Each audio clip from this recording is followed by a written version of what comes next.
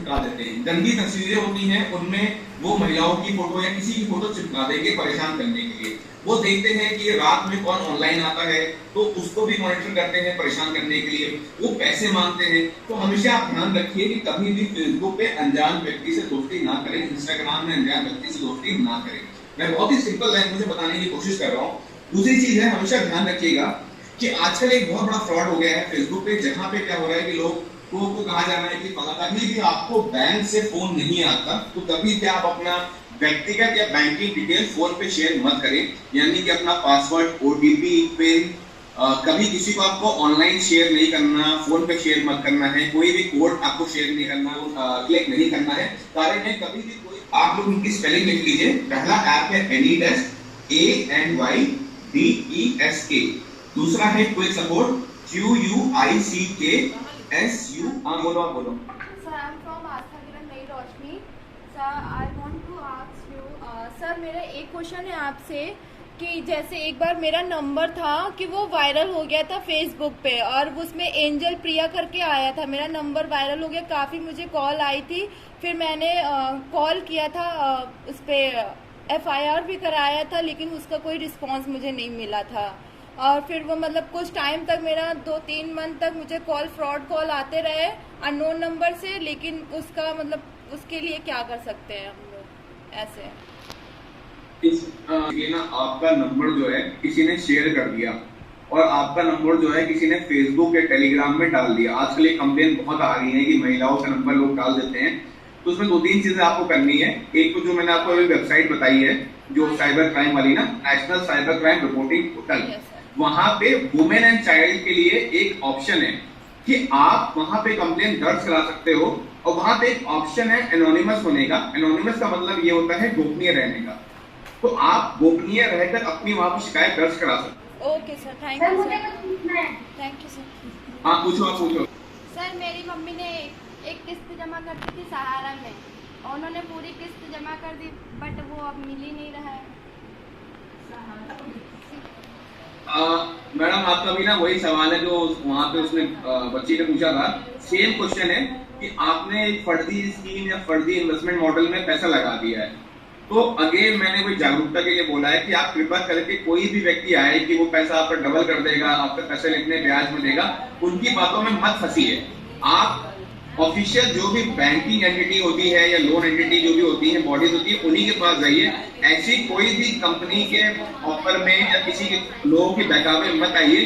कारण क्या होता है, वो आपका पैसा लेंगे, वो आगे लगाएंगे और आपका पैसा डुबा देंगे।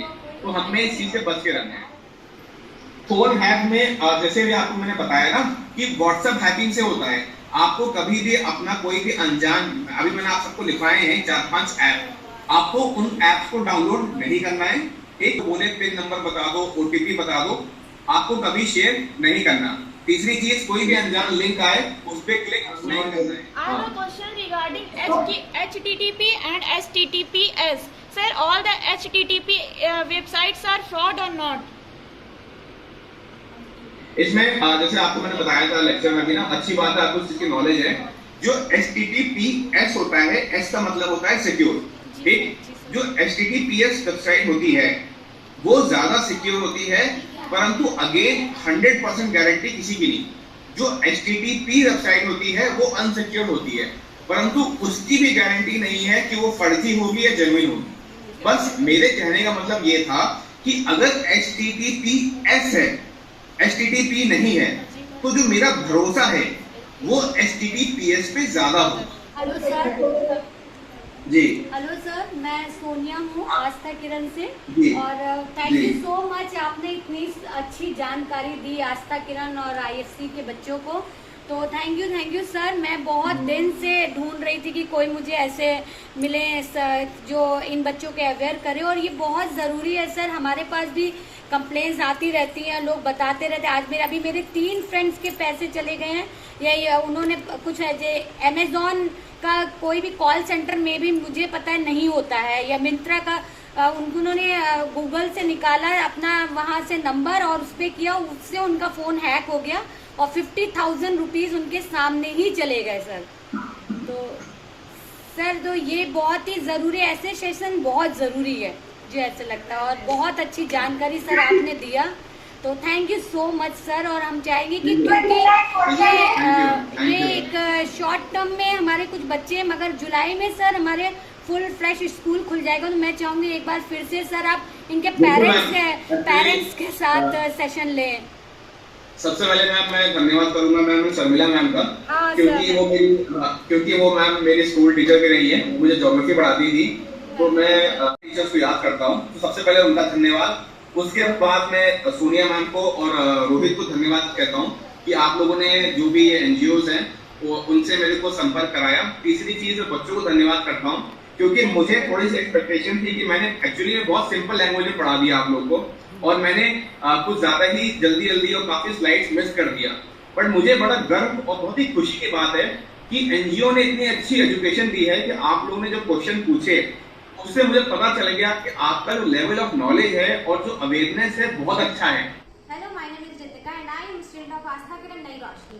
आज हमारे यहाँ पर एक सेशन हुआ था जिन्होंने अंकुश मिश्रा सर ने हम लोग का सेशन लिया था, जो उत्तराखंड के साइबर क्राइम ऑफिसर हैं, और उन्होंने हम लोग को बताया कि आजकल हम लोगों के साथ जो क्राइम हो रहे हैं व्हाट्सएप, फेसबुक, इंस्टा के थ्रू, उन सबसे हम कैसे अवेयर रह सकें। ज़्यादातर व्हाट्सएप पे केबीसी के ज़्यादातर ऑफर्स आते हैं और व्हाट्सएप हैक हो जाते हैं। इन सबसे हम लोग कैसे और किस नंबर पे कॉल करके हम लोग बच सकते हैं।